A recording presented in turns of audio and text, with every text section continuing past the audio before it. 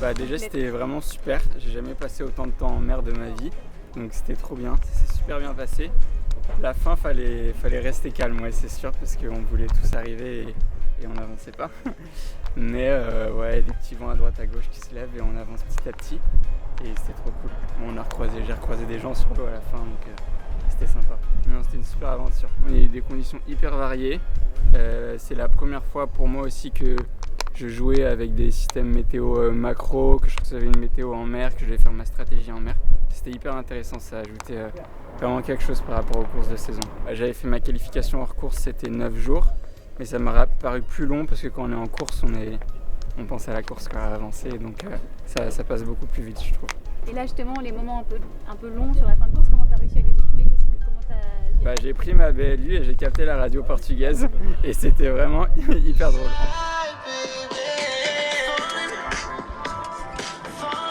Au début ça avançait vite et puis ce qui était vraiment très chouette c'est que c'était un peu notre première vraie course au large parce que les autres courses plus côtières à chaque marque de passage c'est un peu un nouveau départ en différé, donc tout le monde est obligé d'y passer et là en fait il y a un point A, un point B et il y a un plan d'eau énorme et puis on décide où on va. Alors au final on a tous un peu pris les mêmes décisions, mais on le sait pas en fait. Quand on regarde le tracker, on voit que on en suit un peu tous et on a l'impression que les bateaux sont proches, mais en vrai on est à 15-20 bandes les uns des autres et sur l'AIS on voit rien du tout quoi. Donc non c'était génial, moi j'ai adoré et je sais que c'est ça que je veux continuer à faire longtemps. Et la pétole à la fin, oui, j'aurais préféré que ça aille plus vite comme tout le monde, mais ça m'a pas pesé. Ça faisait partie de l'expérience, quoi. Et le fait de devoir prendre des décisions sur les différents systèmes météo qui étaient annoncés, alors on a des informations qui sont assez vagues, puis du coup il faut essayer de deviner, il faut essayer de recouper et c'est se rendre compte aussi que celui qui maîtrise bien la météo, ce qui n'est pas du tout encore mon cas, il a une arme redoutable, il peut prendre un avantage complètement dingue et ça donne envie justement de progresser là-dedans, d'apprendre plein de trucs, d'être capable de comprendre les nuances météo et parce qu'il y a des vrais choix qui peuvent être faits, ce qui est beaucoup moins le cas sur un parcours plus côtier, quoi. Et ouais, c'était pas l'arrivée la plus facile, surtout que la dernière nuit on était un groupe d'une dizaine à être un peu à essayer de s'accrocher et du coup je pense que personne n'a dormi du tout et voilà, l'arrivée a fait du bien, surtout on voit une distance au but de 10 000 mais en fait quand on est à 0,5 nœuds on se dit ça fait 20 heures et puis ensuite on passe à 4 nœuds, on se dit plus que 2h30 mais bon à la fin ça fait quand même 8-9 heures donc, le début de course a été un petit peu mou et puis ensuite je me suis bien mis dedans avec le premier front et puis ensuite le Cap Finistère, là j'étais super bien, le bateau allait bien vite, bien toilé et j'ai vu que je raccrochais un petit peu avec le paquet de tête. Ensuite le passage de la dorsale c'est toujours un peu particulier parce que je suis parti dedans tout seul, j'ai fait le choix de ne pas suivre ceux qui avaient autour de moi pour vraiment essayer de prendre ma décision et en ressortant j'avais compris que j'étais pas si mal que ça.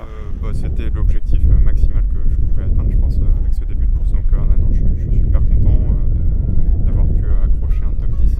Ouais, au début c'était cool, on était avec les copains les 2-3 premiers jours.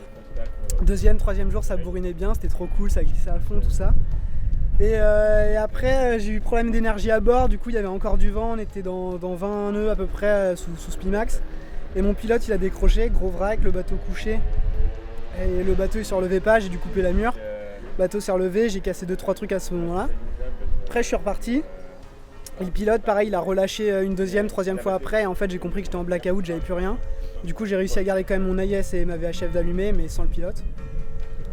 Et après c'était compliqué parce que du coup pas trop de pilote donc pas de repos et puis j'avais du mal à réfléchir. Après je voyais plus les copains à l'AIS parce que quand j'ai perdu mon speed je suis parti sous le Genac pour pas trop perdre en vitesse.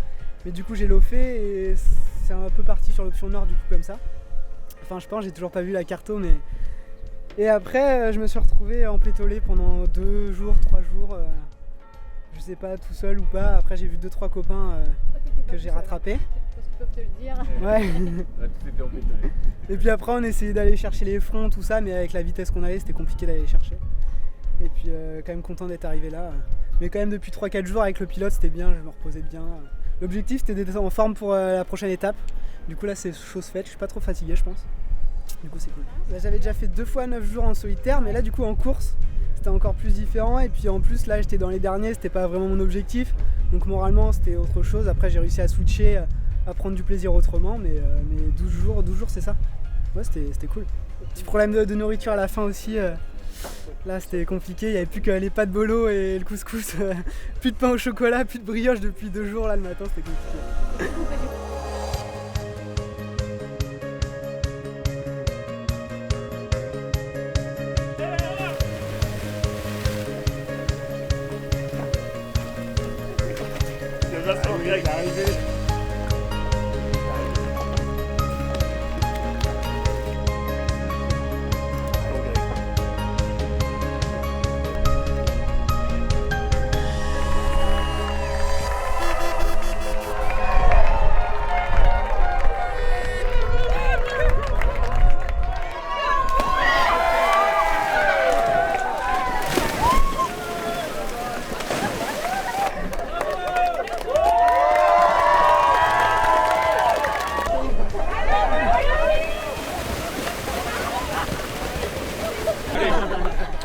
Et on vous remet le...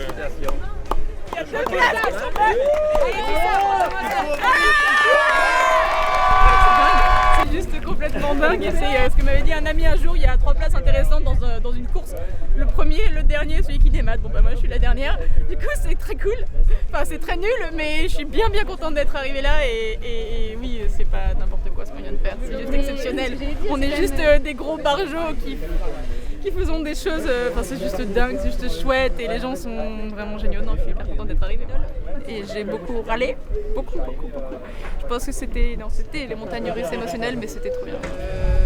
Ouais, résilience un peu plus quand même là. Râlage plus aussi. Ouais, là j'ai bien toute seule contre ma baume, j'étais au top du top, je dois dire.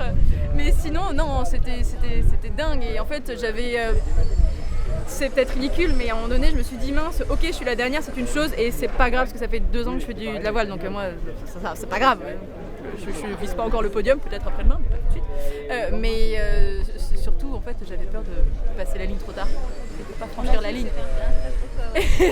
C'était dingue, et ouais, j'étais là, source de stress, et l'autre source de stress, c'était ma famille ne fait pas du tout de voile, et du coup, à un moment donné, ils m'ont demandé est-ce que ça allait bien, et je leur ai demandé oui, ça va, mais prévenez juste ma famille, est-ce qu'au bout de 12 jours en mer, sans nouvelles, voilà. Mais non, c'est dingue, on est aux Açores.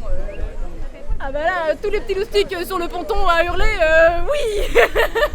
Bien sûr, c'est dingue, et je m'attendais à tout sauf ça, donc c'est encore plus dingue, et... Non, je sais pas quoi dire en fait, c'est juste...